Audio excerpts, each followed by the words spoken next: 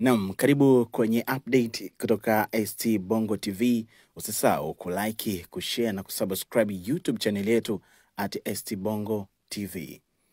Rais wa Jamhuri ya Muungano wa Tanzania Mheshimiwa Dr. Samia Suluhu Hassan amepokea ujumbe maalum kutoka kwa Rais wa Jamhuri ya Shirikisho la Urusi Mheshimiwa Vladimir Putin uliowasilishwa mapema leo hii mkoani Dodoma na mjumbe wake Mheshimiwa Sergei Kernyenko.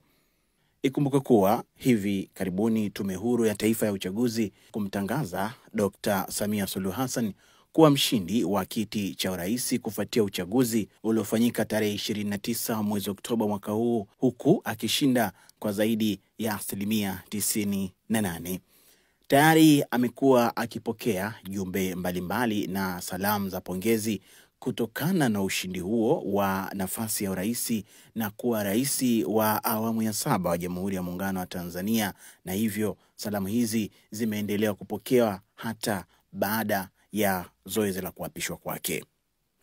Hii ni ST Bongo TV, usisahau kulike, share na kusubscribe.